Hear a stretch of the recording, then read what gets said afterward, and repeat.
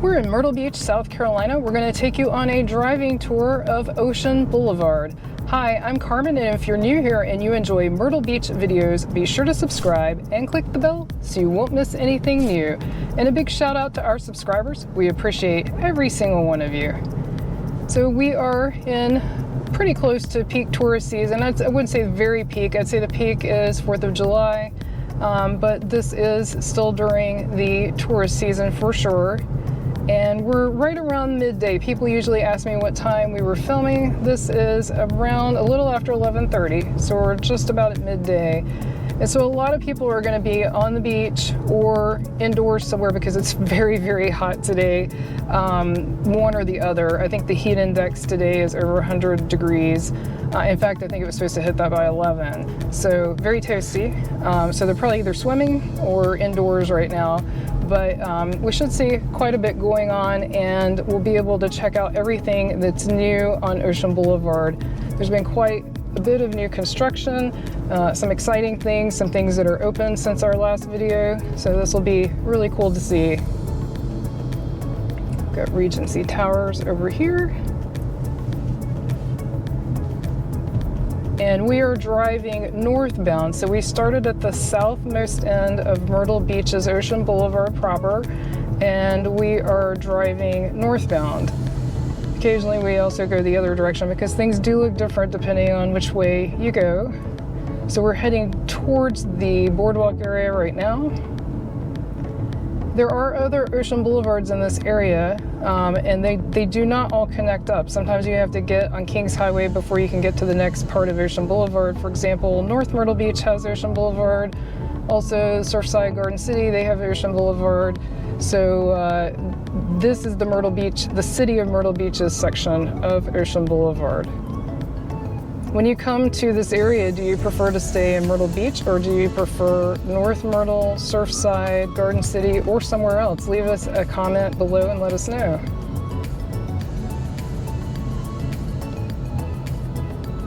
And here's the traffic.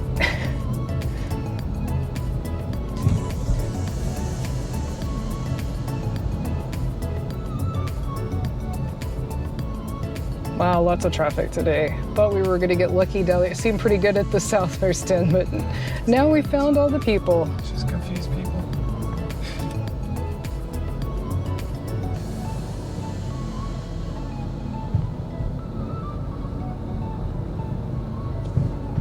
So here's all the oceanfront hotels on the right, like Ocean Park there.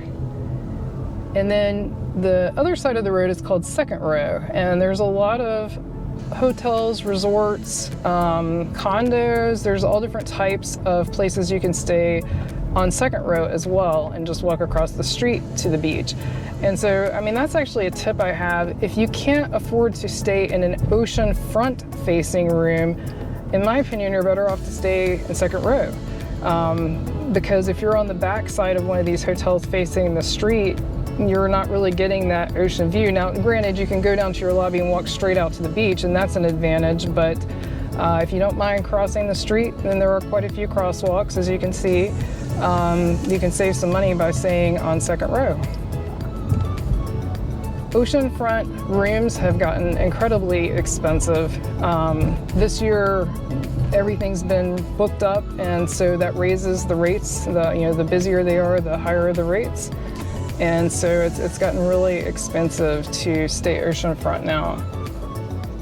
Here's a good look at the Landmark, which is a massive hotel, and it has this iconic breezeway over Ocean Boulevard. And we recently did a video about a tunnel on Ocean Boulevard, and I will link that, under Ocean Boulevard. I'll link that below. We're actually coming up close to that, I believe. Beachcomber.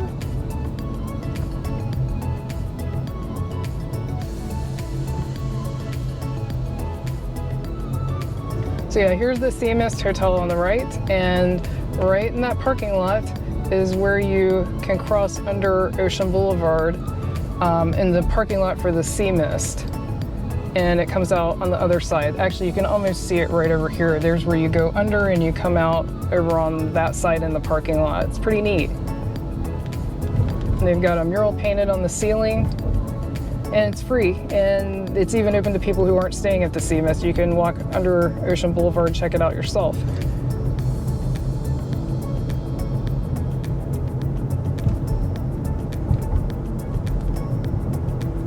There's the Polynesian. So yeah, I'm glad to see things are back to being busy. You know, last year was pretty busy too, but this year it's definitely back to full normal. I've heard it's above normal. I think people are making up for, you know, lost vacations last year, and so it's definitely very busy.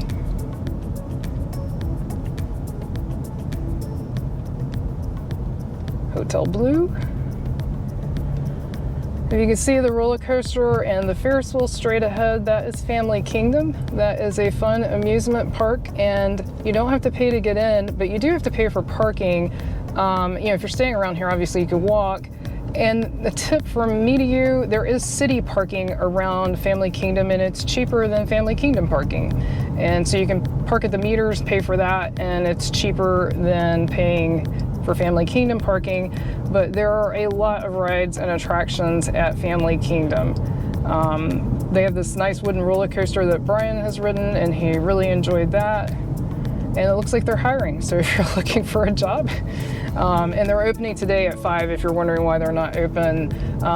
Their hours vary, so you always want to check their website. It depends on the day of the week, it depends on the day of the year. It fluctuates, and I know some businesses have been operating reduced hours because they can't find enough people. There's labor shortages across the board. I've heard the same thing with restaurants.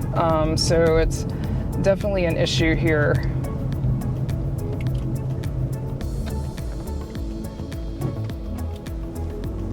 So right down here on this side, that's the ocean. Ooh, parasailer, that's cool. Have you been parasailing? Leave us a comment. I know my aunt and uncle did it here at Myrtle Beach and they enjoyed it. It's not something that I've ever had a particular desire to do, but it does look pretty fun. I will say my aunt and uncle mentioned the harness not being the most comfortable thing in the world. I think that's part of what made me think, maybe that's not what I want to do. Really, really tall hotels here. This is Ocean's One Resort.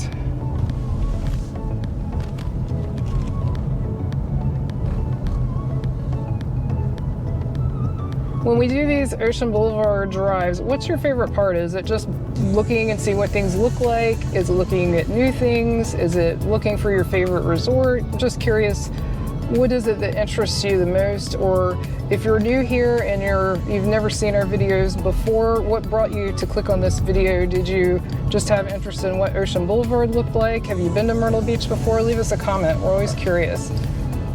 So here's the Wicked Tuna Restaurant, which is at 2nd Avenue Pier. It's right there. And they have really amazing views.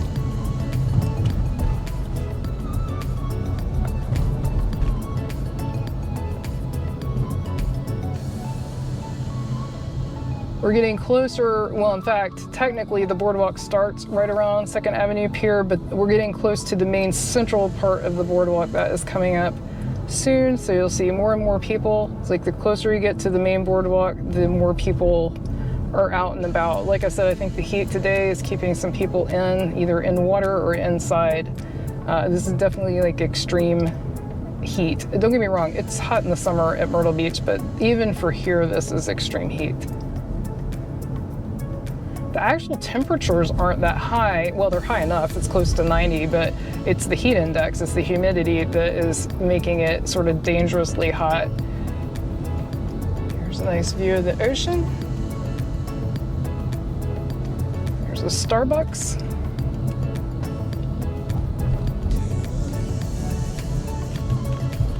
Lots of people over here by the Starbucks. They're definitely doing business.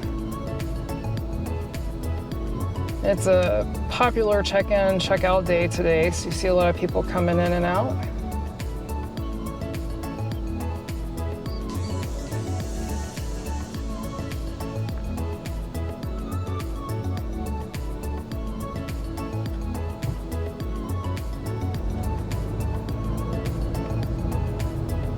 And if you're wondering what day of the week it is a Saturday. So that's when you're going to see a lot of check-ins, check-outs occur on Saturday and Sunday for people who are doing week-to-week stays. Of course, a lot of people come for a weekend or a long weekend as well. That's a little different. There's Sharkies.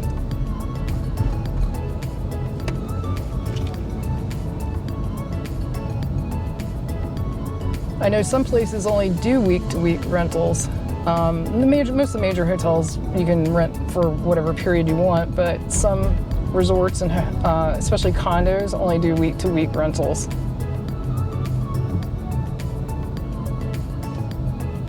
And now we're just about up to the boardwalk, main boardwalk area. You can see the Skywheel coming up. So that's your only public restroom. So that is a public restroom? Yeah. Oh, I didn't even know that. All right, then I stand corrected. Brian was laughing about it, that this is your only public restroom right here. It's essentially a porta potty. I mean, it's a glorified porta potty, but it's a porta potty. It's a porta potty on wheels. Porta potty on wheels, in case you can't hear Brian, that's what he said. And it is, he's not lying. I don't think that's there year round though, Brian, do you? I don't think like it's always there. Oh, really? Yeah. Anyway, but generally speaking, and even that's a private property, so I don't know if that's open to the public or not. Generally speaking, there's no public restroom down here at the boardwalk, which is a common question we get. The restaurants have restrooms, but that's for customers only. There's the volleyball courts. And like Ripley's, believe it or not, over here has restrooms, but again, customers only. So unless you're planning to, be a customer of one of these locations, you're not going to have access to a public restroom at the boardwalk area. So it's something to keep in mind. If you are looking for a great place to go to the beach for the day that does have actually pretty nice restrooms, head to the Myrtle Beach State Park or the Huntington Beach State Park. Myrtle Beach State Park is closer to Myrtle Beach. Huntington Beach State Park is a little further south, but it's really beautiful and has some beautiful marsh walks in addition to the beach. So I love both, and they both have really nice restrooms. There is a fee to get in, but it's not a huge fee. It's a few dollars a person. I want to say it's like $8. Brian just pointed out there's a big line to get into Ripley's Mirror Maze. So we got a lot of the Ripley's attractions. There's the Haunted Adventure, which I don't think is open yet, and the 5D Theater. Then we've got a lot of gift shops, including the Gay Dolphin, which is iconic, which is right there. Lots of people out shopping. And here's a great view of the Skywheel. And then over here to my right is Plyler Park. It's a public park, and they do have some concerts or little concerts in that outdoor, I don't know if you call it a stage, I guess. I see another parasailer in the ocean. And then over to the left here of the Skywheel, there are some extreme rides. We saw that sort of bungee thing that throws you way up in the air. We saw that going off last night. They've got this huge drop tower with the flag on top and some other extreme rides. So if you're really looking for extreme, this is gonna scratch that itch. Broadway at the Beach has some sort of extreme rides, but not as extreme as some of these. And then coming up, we can already see the flashing lights for the new Fun Park. The Fun Park just opened this year. So excited to see it open now. There's a good amount of people over at the beach house. They're in the shade, of course. But here's the Fun Park and Fun Plaza, and it looks really exciting. We actually haven't been since it opened, and we need to get over there. It really looks fun. Sorry, Funplex. I think I said it wrong 50 times. So sorry, it's Funplex. Oh, look, there's their entrance. I don't think that was up the last time we were here because they weren't quite open. But they have a bar and restaurant as well as rides. So that's pretty neat. And as you can see, they're right here at the beach. And the boardwalk actually extends to this point. So you could even walk down the boardwalk to get here and then cross over to the Funplex. Now that I can get their name right. Roxanne Towers. Also, we did find ourselves there does not appear to be any free parking near the Funplex, so just be prepared to use one of the meters. The city does have metered parking nearby, but if you're going there, just know that you're going to have to. Funplex is not charging you for the parking; it's the city.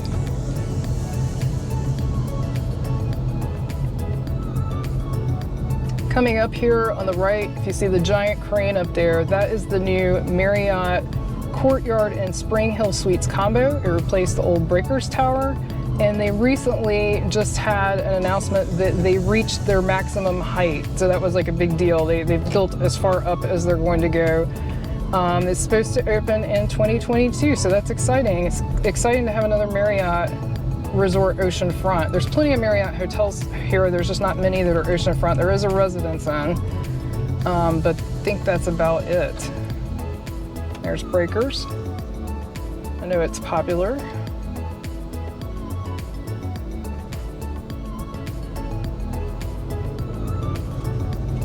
So yeah, here's a close-up.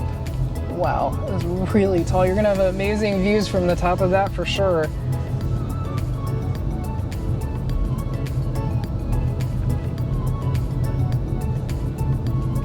More parts of Breakers.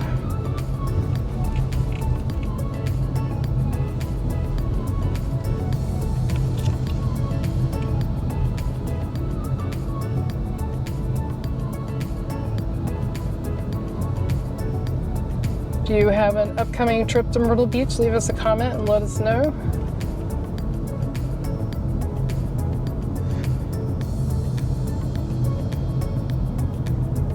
If you're enjoying this video, definitely give it a thumbs up. We appreciate that.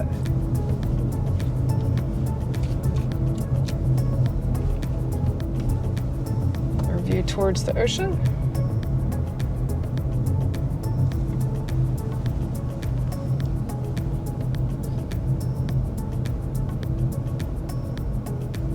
Now we are obviously north of the Boardwalk area. Still quite a few, high-rise hotels in this section.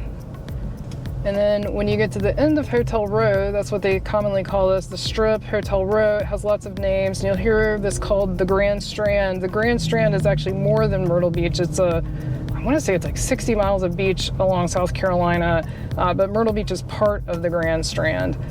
And when you get up here past all of the hotels on Hotel Row, there's actually what's called the Golden Mile. And that is a mile of residential only houses. So no hotels, no condos, it's just houses. And what's really nice about that area is if you are driving in your car, there are public beach accesses there, and the beach is usually wide open, even in the summer. You can always have a nice spot to yourself. So that's a little tip if you want to avoid crowds and enjoy some time on the beach.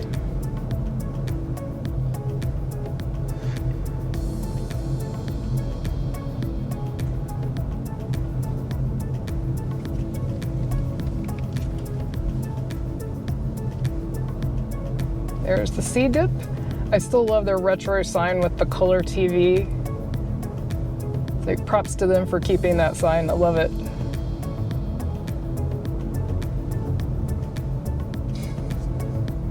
And what's funny is when I was a kid, that you used to see that a lot. Color TV, that was like a big deal. And what's funny is I don't remember anyone I knew not having a color TV, but it still was something that was advertised. Maybe hotels were slower to get them, I don't know. But I remember seeing those signs when I was a kid.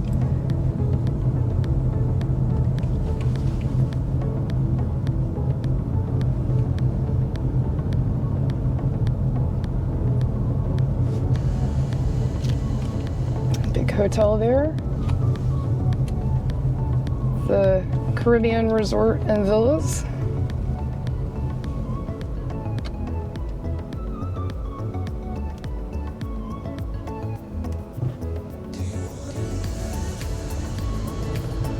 And coming up here shortly on the right is the Sea Captain's House. It is a very, very popular place to eat, and it is oceanfront with oceanfront views, and they also have an outdoor oceanfront bar. If you've enjoyed this video, be sure to click on the video on your screen right now and click subscribe so you won't miss anything new. Thanks so much for watching. Until our next adventure.